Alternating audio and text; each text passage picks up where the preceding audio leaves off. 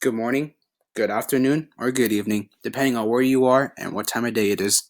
I'm Jared, I'm Benson. and we are EJ Productions. Let's get some hype around here, guys. Today we're going to be talking about the Voting Rights Act of 1965. We're going to be starting off with the origin of African struggle, and we're going all the way back to Civil War. No, silly, we're not talking about the Captain America Civil War. We're talking about the American Civil War, which lasted about 4 years, starting in 1861, going all the way to 1865. During the Civil War, Abraham Lincoln came up with the Emancipation Proclamation. He thought it would give freedom towards slaves. It went into effect on January 1st of 1863. When it went into effect in January 1863, the Emancipation Proclamation freed 3.1 million of the nation's 4 million slaves. If you do the math, it's a little over 75%. After that, we have the 13th Amendment. This amendment was ratified December 6th of 1865, and it abolished slavery. Freedom for all! Next, we have the 14th Amendment. The 14th Amendment was ratified July 9th of 1868. And it granted citizenships to all persons born or naturalized in the United States. Good morning, USA.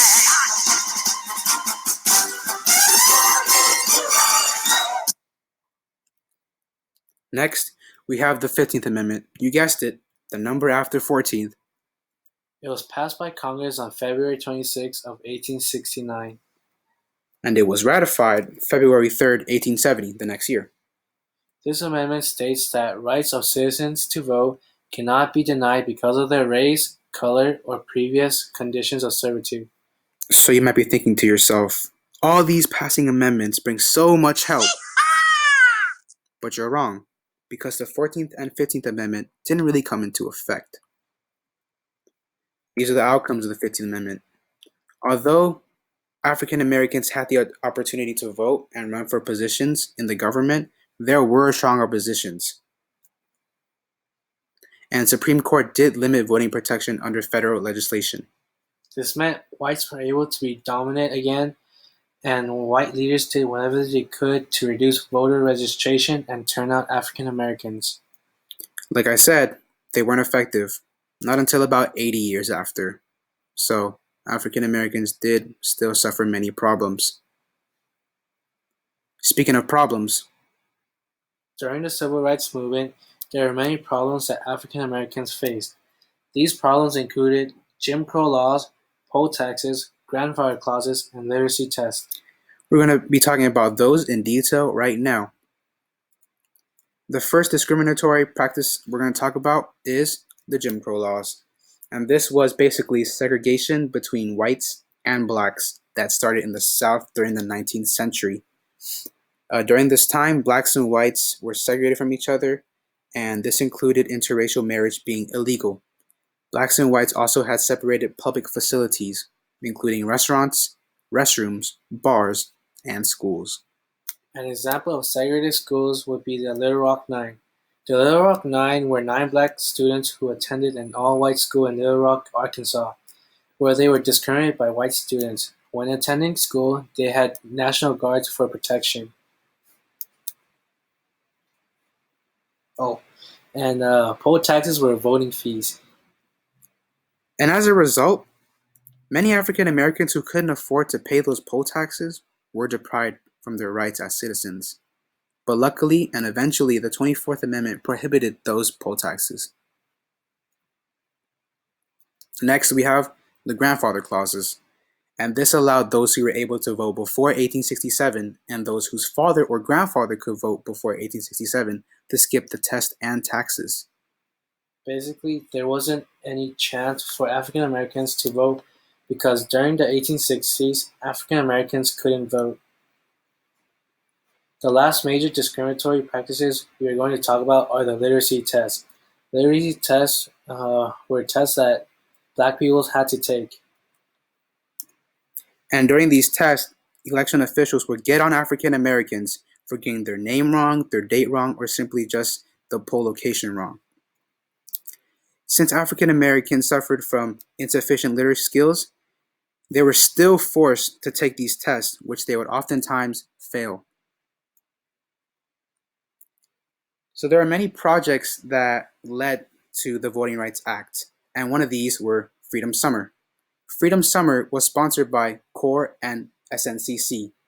CORE is the Congress of Racial Equality, and SNCC was Student Nonviolent Coordination Committee. There were many strong oppositions to the Freedom Summer, coming from the Ku Klux Klan, police, and other authorities. Strong oppositions included beatings, arsons, and false arrests, and at least 3 people were killed. This project was also called the Mississippi Summer Project. Next, another project or march that they committed was the Selma March, in another attempt to get the Voting Rights Act.